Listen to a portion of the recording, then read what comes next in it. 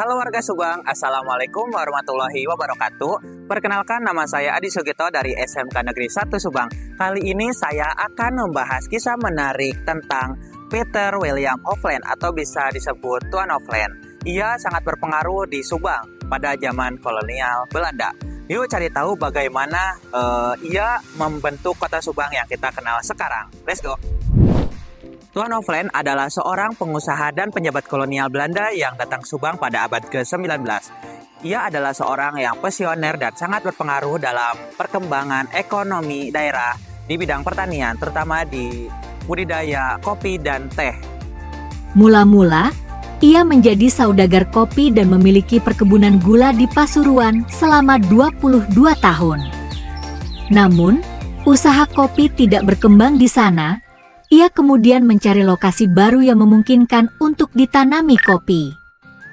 Pada masa itu, Subang merupakan daerah yang subur dan cocok untuk pertanian, sehingga Tuan Hofland mendirikan kebun-kebun besar yang tidak hanya menciptakan produksi, tetapi ia menawarkan lapangan pekerjaan untuk penduduk lokal. Meskipun Peter William Hofland fokus pada perkebunan kopi, dalam beberapa sumber dikatakan bahwa ia juga mengelola perkebunan gula. Hanya saja yang menjadi persoalan adalah apakah ia membuka perkebunan itu atau melanjutkan perkebunan gula yang sudah ada, warisan dari pemilik tanah VNT pertama.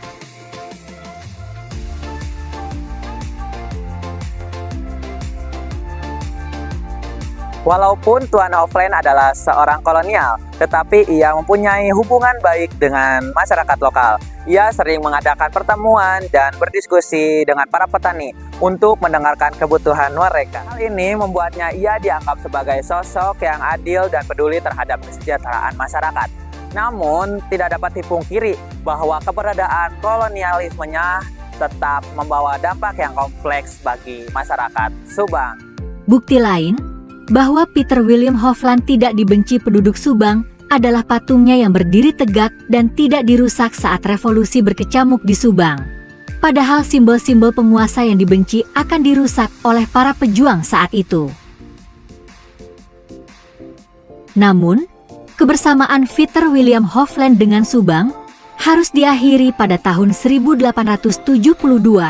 Ia meninggal di Subang.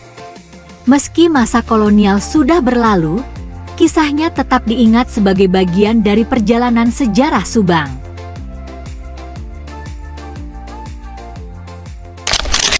Oke guys, demikian kisah menarik tentang Tuan Hofland atau Peter William Hofland dan kontribusinya di Subang pada masa kolonial Belanda.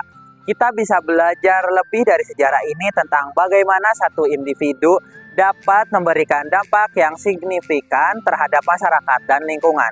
Jangan lupa like, komen, dan share video ini. Bye!